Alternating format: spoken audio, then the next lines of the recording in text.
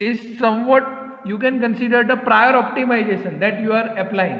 That 3x by 4, where I require multiplication and division, which I can replace x minus x by 4. However, here again the multiplication is also actually being replaced by a subtraction.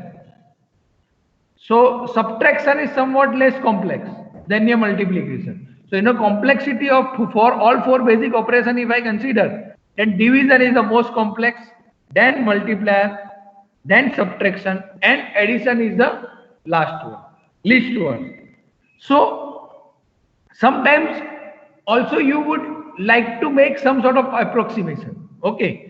So let's say that maybe I want to multiply 1.30 into x, okay, like any number, maybe 1.27, something like that. So maybe I can approximate it at as a 1.25x, 1.30x, maybe I can consider 1.25x, where I can consider this is 1.25, so it is 5x by 4. Okay, so 5x by 4 is nothing but x plus x by 4. Now, presently, actually when we talk about the any video and image processing application, there is a lots of work which is going on an integer arithmetic. Okay, so when you deal with the floating point number, then of course the complexity will be larger. Okay, because in order to represent your value, you need to go for a different representation. When you go for a floating point representation, then you have a mantissa and exponent. These two terms having a their separate operation for each and individual operator. So because of that, your complexity will be much more higher. So what people are doing, they are approximating it. Okay, sometimes such approximation is good enough. Of course, there will be lesser accuracy, not that much of difference. But if I consider 1.30 and 1.25x, then there is not much difference. Or maybe 1.21 or 1.27 is a value. So ultimately, to approximating it 1.25 will actually help me to get this kind of simplification. Okay, and with that, the operator becomes simpler. Now this is very easy because this is requires shifting and addition. So you have omitted ultimately multiplication and division, and you have introduced the addition and shifting. So where the complexity is drastically reduced. Of course, with approximating of 1.30, there is a some loss.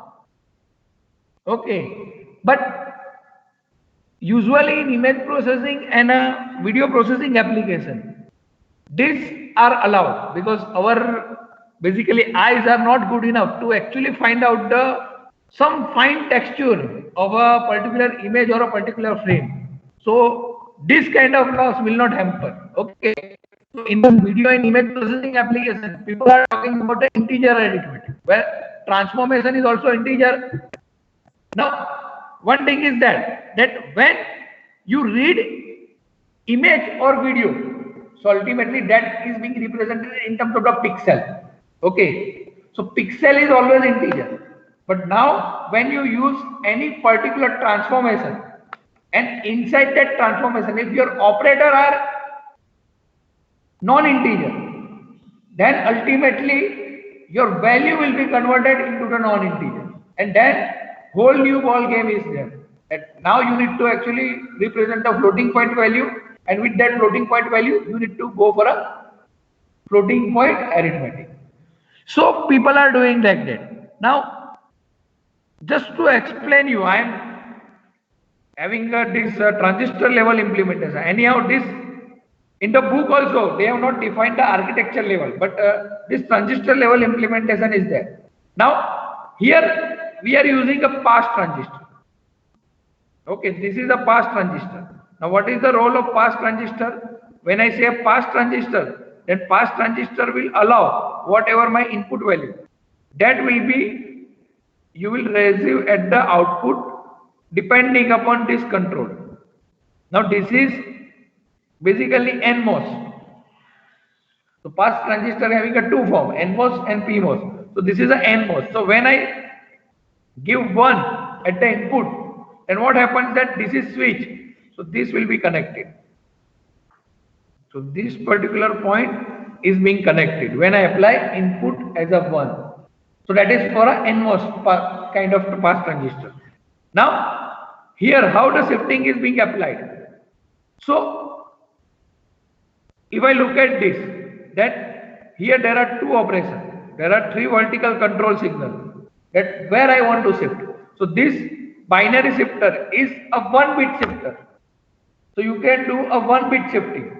Now, if and the one condition is that out of 3, at a time only one signal is high or one signal is enabled. Okay, so either right NOP or left. So out of 3, only one will be 1. So let's consider that right is 1. Okay, so if I consider right is 1, that means this particular transistor and this particular transistor is on. Now, if I have some value, let's say 1 0 over here. Now this pass transistor is on, this pass transistor. So this is actually being connected with the A, maybe I plus 1. Okay. Now this 2 will be on. So this makes that this particular value will transfer over here. Similarly, from here, there is a 1 value will be transferred over here. So that means this AI is being connected to BI minus 1. So that is nothing but my right shift. Okay. What happens that this AI is being connected with the BI minus 1. So this prompt a right shift of 1 bit, because this AI bit will goes to a BI minus 1. Now similarly, consider the left. So for a left, this and this transistor will be on. Okay, now if you look at this, then here it will be connected like this. So AI minus 1 will be connected to BI. So that means it is being shifted by left for a single bit. Now if I want to go for a no operation, because no operation is just to introduce a deliberate delay inside your circuit. So for that, this transistor will be on where AI is directly connected to BI, and AI minus 1 is directly connected to, sorry, this transistor and this transistor will be. So this is a simple shift register. Now if I want to consider this in terms of the hardware, then probably you can replace this particular pass transistor with your D flip-flop. D flip-flop is as good as your pass transistor, where input is equal to your output. Okay. Now we will see the next kind of shifter, which is a barrel shifter. Again, you need to consider that this shifter we are introducing to just take care of our division operation. Okay. Now, if you look at this, then here at the bottom you have some control signal that actually help you to go for a shifting. Now over here, so ultimately this is SH1, these both are same. Okay, that you need to consider. Now here I have a 4-bit. So consider that my present value is of 4-bit and that I want to shift it. So A is my input and again B is my output. Now let's consider that I want to shift it. So if I want to shift it for a single bit, okay. So if I put like this, let's say that I am putting it initially 1 0 0 0 1 0 0, that means this particular transistor is on, this particular transistor is on, this transistor is on, this transistor is on. So whatever the transistor which is at the diagonal, that will be on. Okay, now with this, what connection it will make? This A0 will be connected to B0. This part will be followed. Because this A0, now this transistor is on. So that means this value will be passed to this one. Okay. So Sir, when, yes? sir, please hide the icon Okay. sharing your screen. Okay. Okay. Yes. Now, what happens that this particular part is being selected. Now, this suggests similarly for A1 to B1, this part is selected. This part is selected for A2 to B2, and similarly for A3 to B2. So that means there is no shifting in this particular case. Now, let I change it from 0, 1, 0, 0. If I put 0, 1, 0, 0, then what it means that this particular transistor sets are on. Okay. Now, if you observe that how it is being connected, this A3, now this point is actually with the A3 and this is with B2. So that means A3 will transfer to B2. Similarly, you will observe that A2 will be transferred to B1. So this means that it will shift one bit to right. ठीक है? If I do this way 0 0 1 0, then it will shift 2 bit. If I put 0 0 0 1, okay, then it will shift it 3 bit. So ultimately, with this kind of circuit, where I use SH0, SH1, SH2, SH3, this will define the number of shift in my particular register, and I can implement the shifter. Again, your past transistor can be replaced with the flip-flop, and you can think about that it could be implemented in your Verilog or VHDL form. Now, what happens over here? If I look at this particular shifter, then this shifter is somewhat complex in nature. Okay. Excuse me, sir. Yes. Sir अगर हम 0100 select करते हैं हाँ तो B3 को क्या value चाहिए? हाँ B3 की वैल्यू A4 से आएगी. ये आपका A4 होगा तो A4 की वैल्यू B3 में जाएगी. Okay, so that is actually there is a upper connection also. If there is a no means A4 bit, then this B3 is nothing being actually being shifted to B3. Okay, ये A3 to A2 में जाएगा, A2 to B1 में जाएगा, A1 to B0 में जाएगा, और ये A0 का बाहर हो जाएगा. ठीक है. So this is actually doing B3 high impedance. This is doing logical shifting or arithmetic shifting. There are two kind of shifting. Microprocessor, I think you have gone through it. So there is a logical shifting and there is a arithmetic shifting. What is the difference?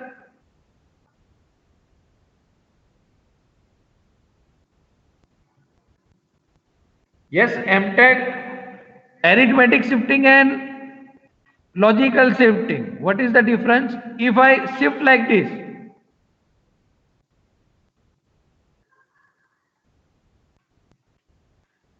where this bit comes over here, or some in one case maybe I use like this, where shifting is 101, where actually whatever is vacant place, that is being filled by 0. So we are talking about the right shift. Okay, so what is the difference between these two? Sorry,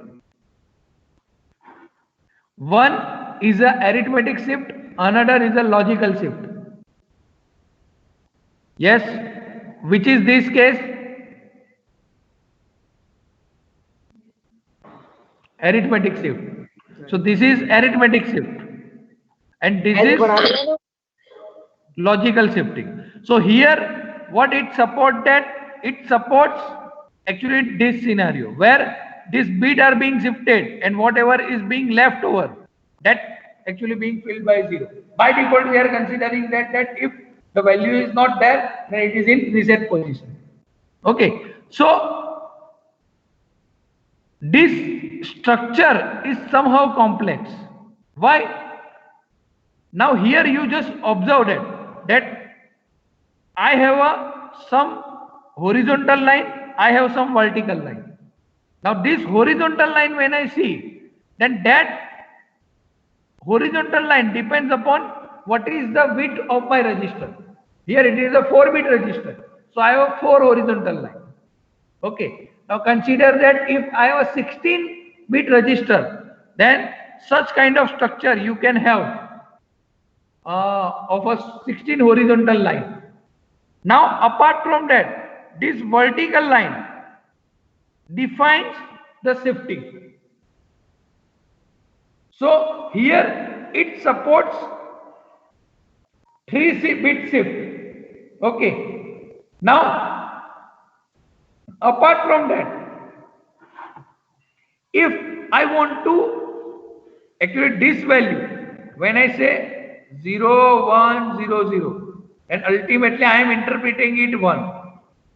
Okay, 0, 0, 1, 0, I am interpreting it 2. So in order to do that, there is some decoder is also required, which will decode this value. There is one extra circuit which is decoder is required, because 0, 1, 0, 0 or 0, 1, 0, 0. If it is like that, then you need to actually decode that circuit. So there is a need of the decoder also over here.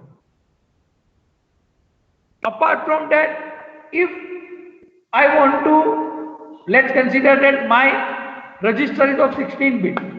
In a 16-bit, ultimately, I could have a facility to shift up to 15-bit. Okay. And next operation is no operation. So there are 16 operations and 16-bit register. So this is 4 cross 4 structure. Now consider that if you scale up for a 16 cross 16, then how complex it is. So of course, this structure is good enough. It will provide you the functionality, but the complexity is very huge. Now, in order to overcome it, there is another shifter which is very much popular, which is logarithmic shift. Previous one, the shift bits should always be 1 hot encoded. So in a barrel shifter, if I want to shift a particular bit, then I need to make it 1. And I need to ensure that at a time only one value is 1. So that means 1 0 0 0 1 0 0 0 0 1 0 and 0 0 1. Those are the only possible values. Apart from that, if any value occurs, then this shifter will not work, because apart from these 4 possibilities, all the possibilities are undefined. But it will not perform. Okay. But as a user, I know that. See, ultimately as a user, I need to define that which kind of shifting I want. So that I can take care. Okay. But from the user end, the complexity is very huge. Okay. While in a logarithmic shifter, we have a less complexity comparatively. Now again the name is logarithmic, that I will come to you. Now here again there is a pass transistor. Now what happens that here you have a SH1 and SH1 bar. Okay. Now actually with this kind of structure, this is a 4-bit. Okay. Now if I want to shift it, then with this particular structure, I can shift it from 0 0 0 to 1 1 1. Okay. So this kind of shifting is possible with this kind of structure. But here I have a A3 to A0 only. So we will talk about only 3-bit up to 3. Okay. So let's consider that I am providing 0 0 0. SH1 is 0, SH2 is 0, SH4 is 0. At that time, this is 1 1 1. Now I am providing this as a 0, so this is ultimately off. Just we have just discussed, this is the NMOS pass transistor. So when I provide 0, it will be off. This will be on. Okay. Similarly over here, this will be off. So these all will be off, while the remaining are on. So if you observe what happens there will be a direct path from A3 to B3. That means there is no shift. So when I put 0, 0, 0, there is no place. Nothing is happened or no shifting. Okay. Now let's put it 1, 0, 0. So 1, 0, 0. That means this is now 1.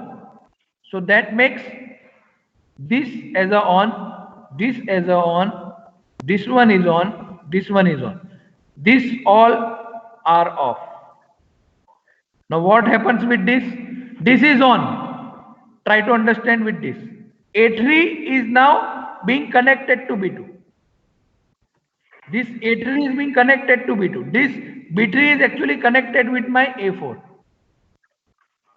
Your A2 is now being connected B1. A1 is being connected by B0. So that means 1 bit right shifting is happening. So 0, 0, 1, I am considering that 1 bit shifting. Similarly, you can put 0, 1, 0, it will go for a 2 bit shifting. 0, 1, 1, it will go for a 3 bit shifting. Actually, in this structure, we can go up to 3 bit structure. But if you have a A0 to A7, then ultimately you can go from 0, 0 to 1, 1, 1 bit shifting. Okay. So now here it is little bit lesser complex. If it is a 8 cross 8, that means I have a 8 bit, and at the output also I am considering the 8 bit. So at that time, this kind of structure is little bit complex than this one. Okay. यहाँ पे तो क्या होगा कि ये तो 4 cross 4 के लिए. Even you can just see the complexity of 4 cross 4 over here. ठीक है. तो logarithmic shifter is somewhat more popular because it is less complex compared to barrel shifter. Okay. But barrel shifter is also having some advantage. Can anyone find it out? Just I am rubbing it so that you will realize it. ये है और ये structure. Complexity. Barrel shifter is more complex compared to logarithmic shifter.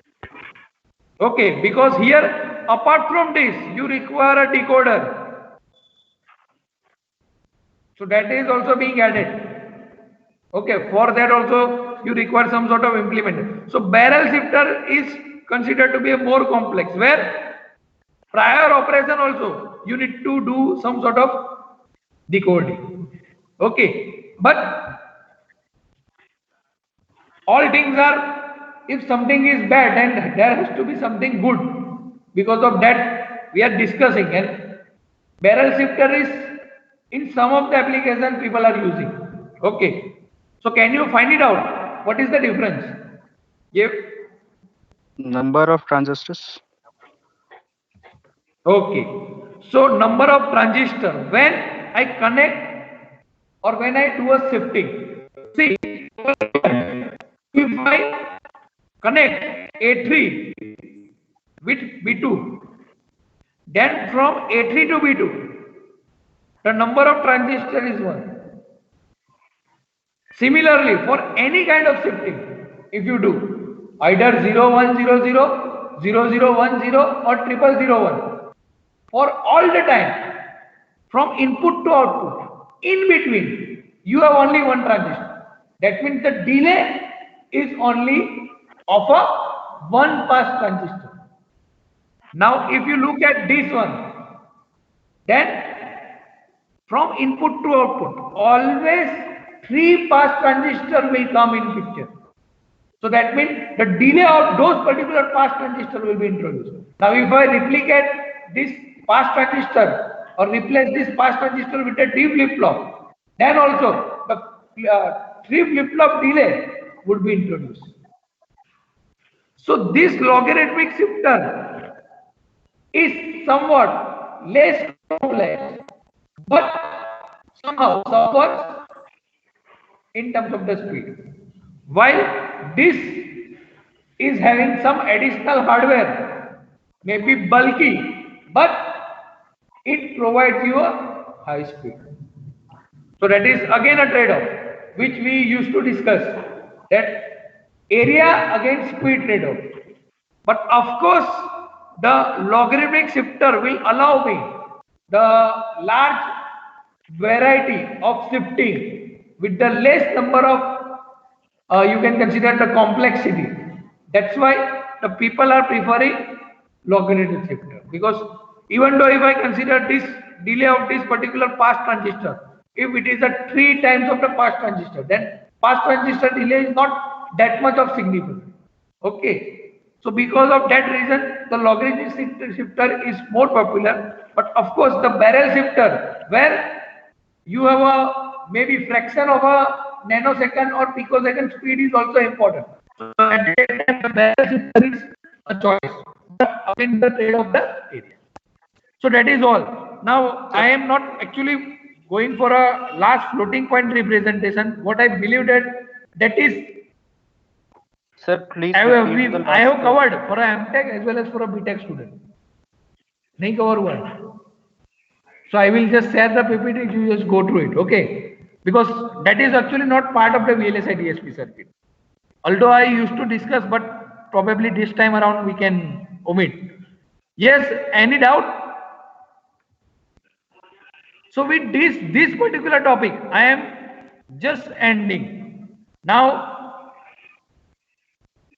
another topic which I would like to start today, which is again in line of what we discussed, the implementation of some sort of operator. Now we have discussed about addition, subtraction, multiplication, division. Now what about if I want to go for an implementation of trigonometric function? What if I want to go for some sort of logarithmic function? Because sometimes in my application I require such operator. Okay. So at that time we can go for a Cordic. Cordic is a very powerful operation which is actually being evolved in 1957. Okay. And still people are using, because there is no alternative of getting a trigonometric logarithmic implementation apart from Cordic. Okay. Now Cordic is based on a lookup table. Okay. So that means we will have a predefined value. Lookup table, there is a predefined value which is being stored, and from where we used to fetch the output value. So it depends upon the lookup table value. It uses a basically polynomial approximation logic. Cordic stands for coordinate rotation digital computer. So ultimately this coordination rotation theory we used to have in our 11 and 12 standard. So that theory is being applicable for understanding of the Cordic, and that way only the Cordic is being implemented. So it is being introduced in way back 1957, in fact, by Volter. So it actually, on the basis of where I am rotating my axis. So what if you all remember our unit circle we all remember, okay, where this is I am defining as a 1 0. Maybe I can use some thinner pointer. This I can use it with the 0 1. This I will use it at the -1 0, and this is a 0 -1. Okay. Now what Cordic says that? Cordic actually provides the theorem for the first quadrant. Now, if I know some angle in a first quadrant, then definitely I can find it out for other angle, which is ultimately 90 plus something. If I know sin 30, then probably sin 120, I can divide it Your by voice is 9. not clear. Hello? I Sir, think there voice was is some muffling. noise. Clear, sir, clear. Someone has a mic on, so I am muted. Okay. What the basic theorem or basic concept behind the Cordic? So as I said that ultimately it supports the rotation of the coordinate. Okay. Which in another sense is rotation of the angle. So if I rotate my 1,0 coordinate at some angle, and if I find out the new axis, which I define, let's say that x dash y dash, then this x dash y dash, there is a one standard theorem through which I can find it out. If I know this theta, I know initial value, which is I can find out. Okay. Now, if I can get the function of this particular theta, then this I can apply to any other quadrant. Because if I know any value from 0 to 90, then any which is greater than 90, which is nothing but 90 plus, so that I can easily apply. Okay. So basically the Cordic theorem, whatever the holder has applied that logic, that he has explained it for a first quadrant, and then later on it has been extended with the some sort of trigonometric logic, how it can be applied for a other quadrant. Okay. So ultimately we are starting with the x-axis. This is x-axis. When I say 1,0, then 1,0 is nothing but my x-axis. The rotation of my x-axis at some particular angle, and with this rotation I am measuring my x dash and y dash. So this particular concept can evaluate or can help us to get the many function. Okay, how it can be useful, we will see. This is based on the concept of shift and add along with the lookup table.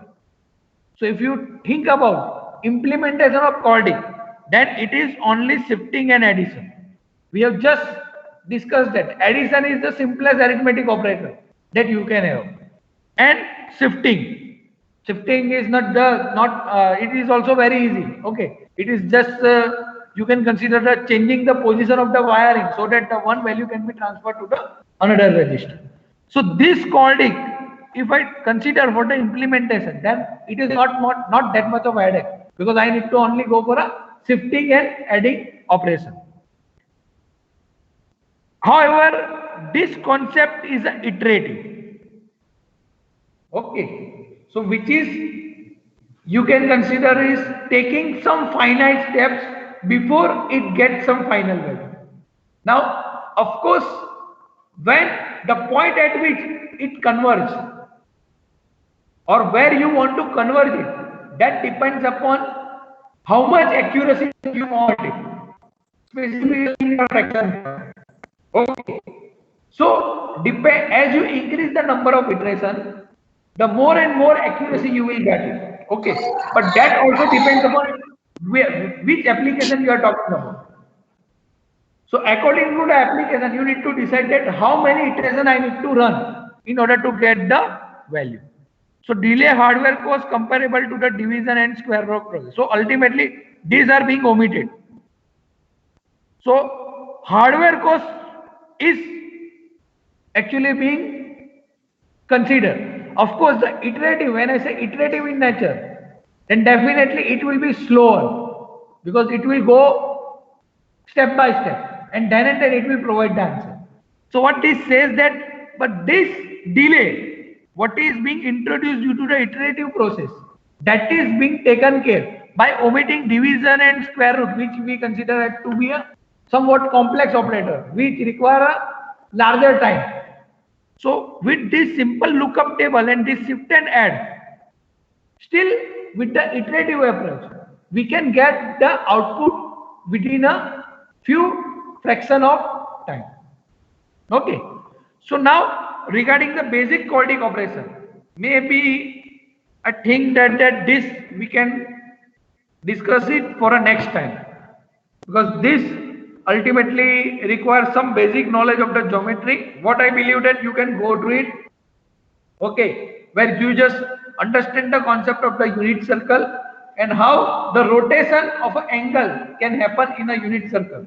So that basic concept we will be utilizing to understand the Cordic. Okay, so that we will discuss the next time. Until if you have any doubt, then still we have a 2-3 minutes that we can discuss.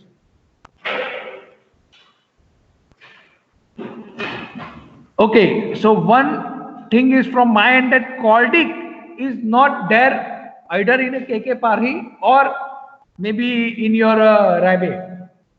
For a Cordic, I am using some online material, so which I can pass to you, which you can refer it. Okay. Unfortunately, Cordic is not there in a textbook, but of course, it is very important for a signal processing point of view, because in a many signal processing application, you may require to have some sort of logarithmic or having some sort of trigonometric function. So at that time, the Cordic could be useful. Okay. Okay, if you have any doubt, then let me know. Sir, one request, sir. Could you please Yes. resend the Canvas link because we haven't received it yet. Okay. I also got some mail regarding for the same that 2-3 people didn't get it. So probably what I can do that those who are seems to be pending in my list, I will send them again. So that is possible. Okay. So maybe you can expect it maybe within a half an hour you can get it. Okay. Okay, sir. Okay. Sir, I think no one have got the link yet From Okay. VLSI. No one got. from Yes, VLSI. sir. No, sir. We haven't got. Student VLSI. Oh. VLSI से किसी को नहीं मिला I sir. am not sure because it should be to all. And so from Ember also we don't देखो sir embedded वालों ने Let भी me हम do लोगों को भी it. नहीं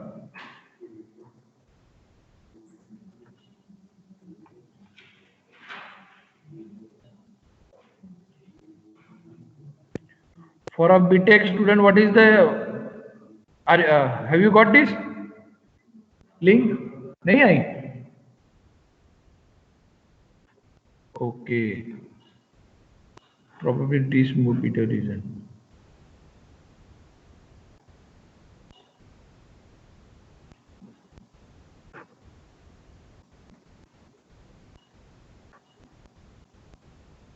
Okay. I am just resending it again. Okay. Invitation sent. So maybe, hopefully, you will get it right now.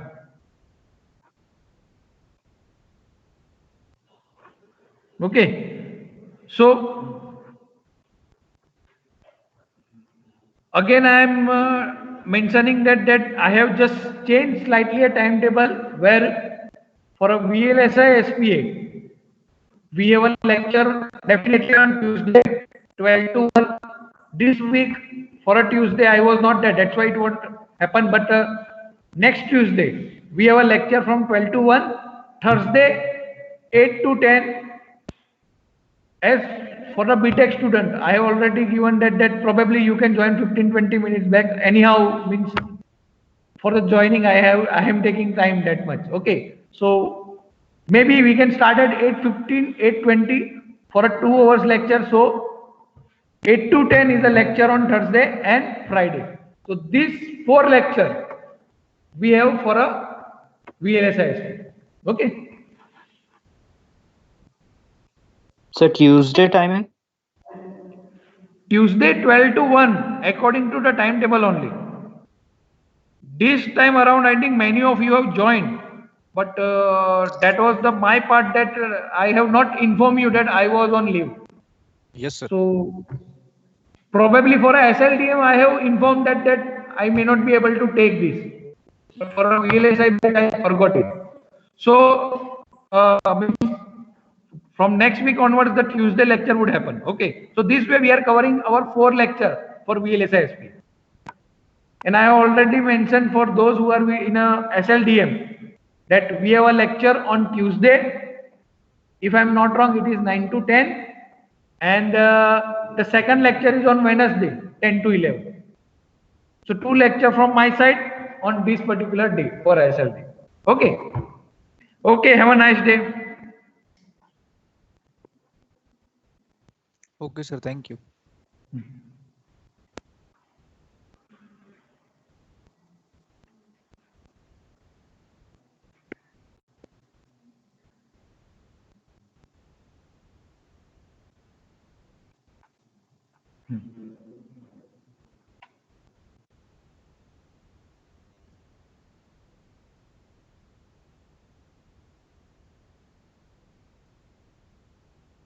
कोई क्लास तो नहीं ना नरेंद्र अभी?